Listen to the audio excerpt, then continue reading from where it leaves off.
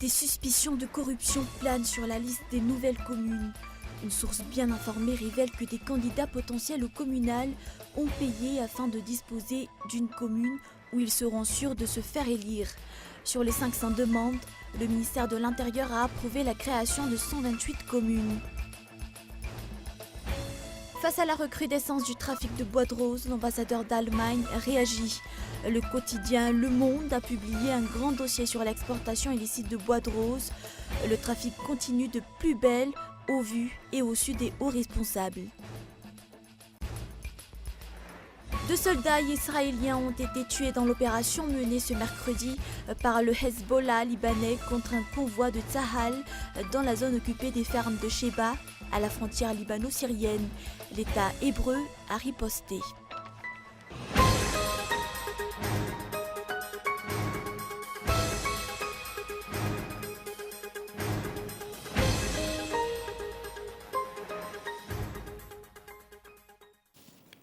Bonsoir à tous et bienvenue dans votre journal.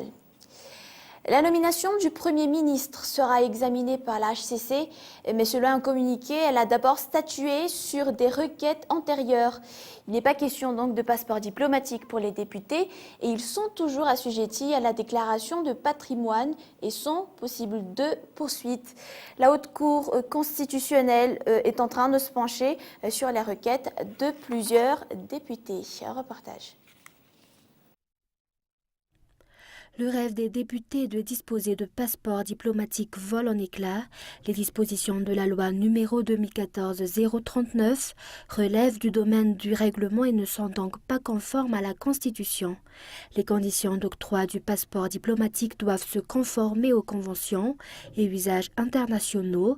Par ailleurs, la HCC donne raison au gouvernement. Les députés sont assujettis à la déclaration de patrimoine et peuvent être poursuivis en justice. La HCC a aussi affirmé que l'article 31 de la loi organique numéro 2014-034 n'est pas conforme à la Constitution. Une des grandes actualités de ce jour, la HCC affirme dans un communiqué qu'une demande de contrôle de constitutionnalité du décret numéro 2015-021 du 14 janvier 2015 portant nomination du Premier ministre a été déposée par certains députés de Madagascar dans la journée du 23 janvier. La polémique sur la nomination du nouveau Premier ministre Jean Ravenarive continue. D'après l'article 118 de la Constitution, un quart des députés peuvent demander ce contrôle de constitutionnalité. 40 députés ont signé cette saisine. La HCC a un mois jusqu'au 23 février pour se pencher sur ce dossier. À titre de rappel, l'Alliance Ambudvuna a lancé un appel au président de la République avant la nomination de ce Premier ministre. Tous les regards se tournent actuellement à Ambouda. Des suspicions de corruption planent sur la liste des nouvelles communes. Une source bien informée révèle que des candidats potentiels au communal ont payé afin de disposer d'une commune où ils seront sûrs de se faire élire.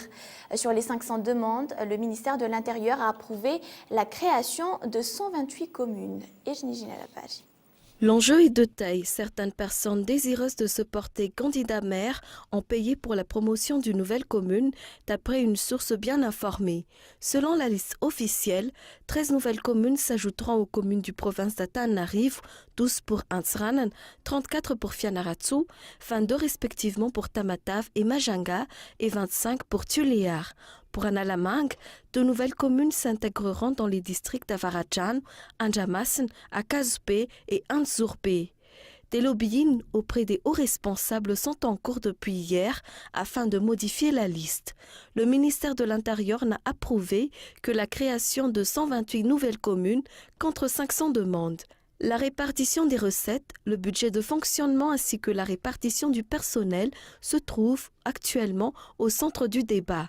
De même que pour la répartition budgétaire, 70% du personnel restera au niveau de l'arrondissement. Les 30% restants seront affectés à la supercommune d'Antananarivo selon le ministère de l'Intérieur. La nouvelle loi adoptée dernièrement par l'Assemblée nationale a créé 140 nouvelles communes. C'est-à-dire il y a actuellement 1549 plus 140 nouvelles communes. Les critères de création de nouvelles communes sont, il y a d'abord le critère économique, c'est-à-dire il faut qu'une commune soit viable économiquement. On a aussi regardé, étudié le critère démographique. Le décret d'application de la loi sur les communes à statut particulier déjà promulgué, sa mise en œuvre dans le contexte actuel semble difficile. 52 sur 151 députés ont adopté la proposition de loi à l'Assemblée nationale, parmi eux, 1 sur les 12 députés élus en Tananarive. Un tiers des parlementaires ont voté pour la proposition de loi.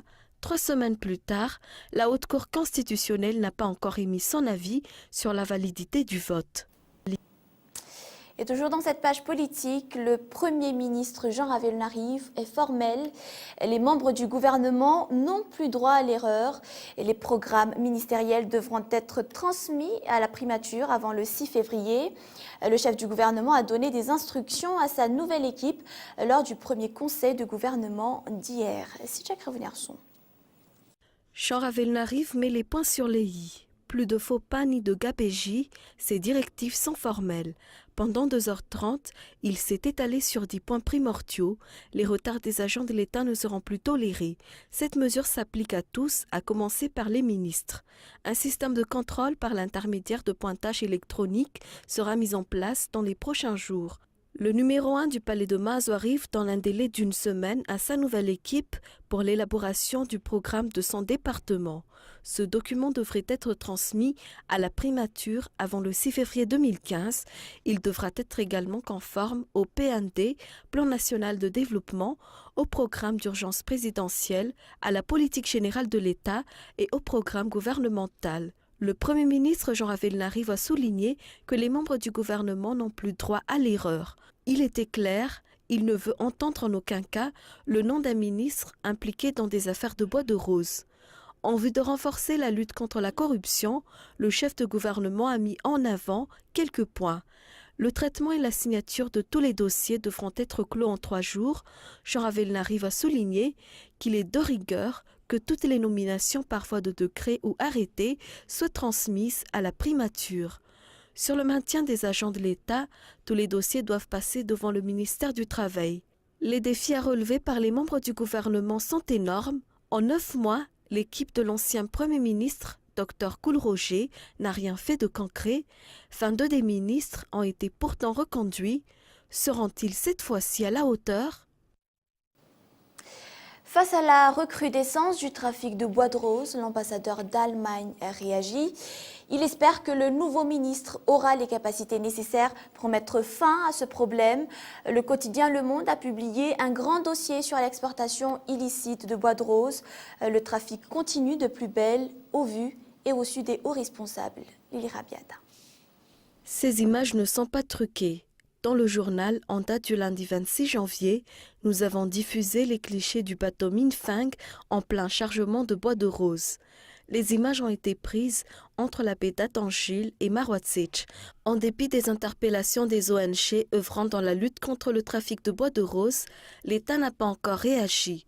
Une autre preuve, le quotidien Le Monde a publié un grand dossier sur l'exportation illicite de bois de rose le 24 janvier. Les journalistes ont suivi la filière depuis Madagascar jusqu'en Chine. L'investigation du quotidien Le Monde révèle l'existence d'un grand réseau depuis la coupe jusqu'à l'exportation. Les exploitants se concentrent dans la région du Cap Maswal, des randins sans peser à l'Anubé. Les transactions s'effectuent au Cap Est ou au port Boulaboul. Le bois précieux sort du territoire national au port d'Antala. Des hauts responsables étatiques sont impliqués dans l'affaire du bois de rose. C'est la raison pour laquelle la lutte contre ce trafic est vaine. Une fois en Chine, le bois de rose est exploité librement. Une usine de transformation emploie 160 000 personnes. Le prix des meubles en bois de rose coûte jusqu'à 700 000 €. À Madagascar, la lutte contre le trafic ne produit aucun résultat. Aucun gros bonnet ne trouve sous les verrous à ce jour, d'après les interpellations de l'Alliance Wargas. La communauté internationale suit de près l'évolution de l'affaire. Quelques jours après la nomination du nouveau ministre, L'ambassadeur d'Allemagne réagit. J'espère bien que ça sera résolu très bientôt.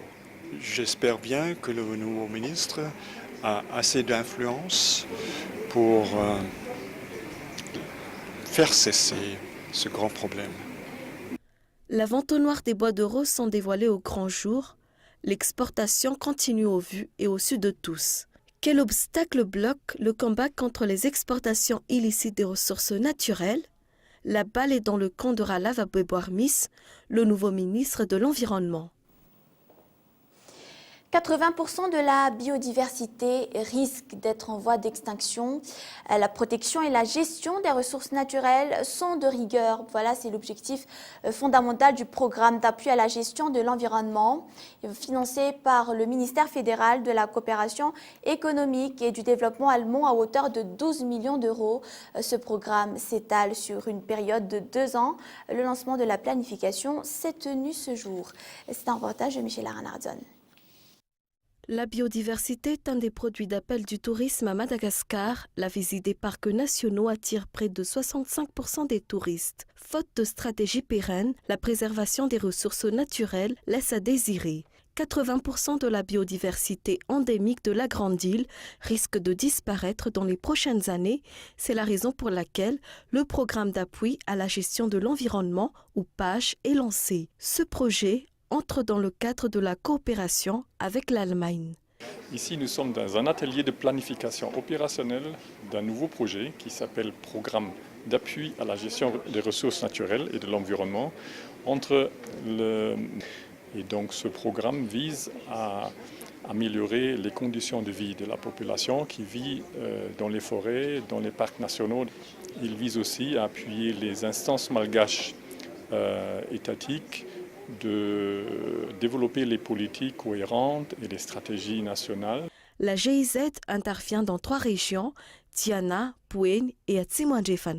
L'Allemagne alloue un financement à hauteur de 12 millions d'euros pour la mise en œuvre du PAGE. Pourquoi ces 3 régions? Parce que le programme dont je parle, c'est une suite des programmes antérieurs entre les 2 gouvernements, et les 3 régions étaient les régions déjà bien travaillées par ces projets antérieurs. Et on voudrait aussi avoir une continuité dans la consolidation des acquis dans les 3 régions. Il est de l'autre côté évident que j'ai parlé d'un niveau national. Alors si on appuie le niveau national, ça a sûrement aussi des impacts sur d'autres régions du territoire malgache. Et donc, mais les actions concrètes sur le terrain vont continuer dans les 3 régions. Le programme d'appui à la gestion de l'environnement, ou PAGE, succède au programme PJME-GIZ. Ce nouveau programme s'étalera sur une période de 2 ans. Le lancement de sa planification s'est tenu aujourd'hui. À l'issue de cet atelier, les activités à mettre en œuvre seront définies. Et nous passons aux actualités internationales. 2 soldats israéliens sont morts dans l'attaque menée ce mercredi par le Hezbollah libanais contre un convoi militaire de Tsahal circulant à proximité de la frontière libanaise dans le secteur contesté des fermes de Sheba.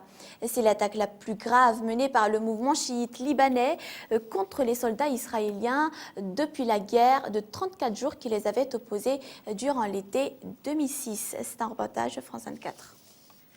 La frontière libanaise à gauche, le plateau du Golan à droite. Voilà les 2 théâtres d'affrontement entre l'armée israélienne et le Hezbollah depuis plusieurs heures. Le principal échange de tirs s'est déroulé à la frontière entre Israël et le Liban, près des fermes de Sheba, territoire disputé entre les 2 pays. Ce convoi militaire a été attaqué à l'arme lourde. Plusieurs soldats israéliens sont morts. Le Hezbollah revendique l'attaque. Le groupe des martyrs de Quneitra de la résistance islamique a visé avec des roquettes dans les fermes Sheba libanaises occupées un convoi militaire israélien composé de plusieurs véhicules transportant des officiers et des soldats sionistes. Plusieurs véhicules ont été détruits et il y a des victimes dans les rangs de l'ennemi. La réplique de l'armée israélienne est quasi immédiate. Plusieurs dizaines d'obus sont tirés dans le sud du Liban. Le Premier ministre israélien lance un avertissement au Hezbollah. Je suggère à ceux qui veulent attaquer notre frontière nord de penser à ce qui s'est produit dans le sud, non loin de la ville israélienne de Sderot, l'été dernier. dans la bande de Gaza. Le Hamas y a reçu le plus gros coup de son histoire. L'armée israélienne est prête à lancer des ripostes puissantes à partir de n'importe quel secteur de notre territoire. Un casque bleu a également été tué, un militaire de la FINUL mort dans les bombardements israéliens. Ces affrontements se déroulent dans un secteur très sensible, entre Israël, le Liban et la Syrie. Des accrochages ont aussi eu lieu sur le plateau du Golan. Dans la matinée, l'armée israélienne a bombardé la partie syrienne et une base militaire après les tirs de roquettes. Une zone où se trouvent aussi des positions du Hezbollah, soutien du régime de Bachar al-Assad. Il y a 10 jours, dans ce même secteur, l'armée israélienne avait déjà mené des frappes. Une opération dans laquelle le fils d'un ancien commandant du Hezbollah et un général iranien ont notamment été tués. Le gouvernement du nouveau Premier ministre grec Alexis Tsipras s'est réuni pour la première fois aujourd'hui. Parmi sa quarantaine de membres, certains auront la lourde charge de renégocier la dette du pays. Plus de détails dans ce reportage, toujours de France 24. Première réunion ministérielle du nouveau gouvernement grec et première déclaration choc. Le nouveau gouvernement se dit prêt à verser son sang pour rétablir la dignité des Grecs. Ce gouvernement de salut social élu par le peuple grec a la tâche immense de restaurer le prestige du pays, son statut international, sa dignité, la transparence et la démocratie. Il a la tâche de restaurer le sentiment de justice pour le peuple grec. La guerre est déclarée face aux politiques de rigueur européenne. Lundi déjà, Yanis Varoufakis, le nouveau ministre des Finances et pourfendeur de l'austérité, donnait le ton en demandant à s'entretenir avec le président de l'Eurogroupe. Mais face aux promesses du gouvernement d'effacer la dette et de relancer le pays, les Grecs restent dubitatifs, pour ne pas dire critiques. Espérons qu'ils feront quelque chose. J'ai vu le nouveau gouvernement à la télé ce matin. Il faut espérer que ça se passe bien. Il n'y a rien de plus à dire. Qu'est-ce qu'on peut attendre de ce petit garçon? Qu'est-ce qu'on peut attendre de la gauche? On attend, on est sur des charbons ardents. On attend de voir ce qu'il va se passer. De toute façon, dans 5 ou 6 mois, on ira se faire voir.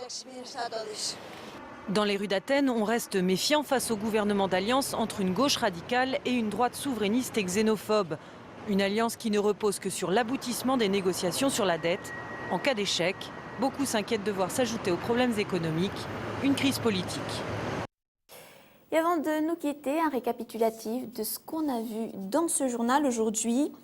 La nomination du Premier ministre sera examinée par la HCC, mais selon un communiqué, elle a d'abord statué sur des requêtes antérieures. Il n'est pas question de passeport diplomatique pour les députés.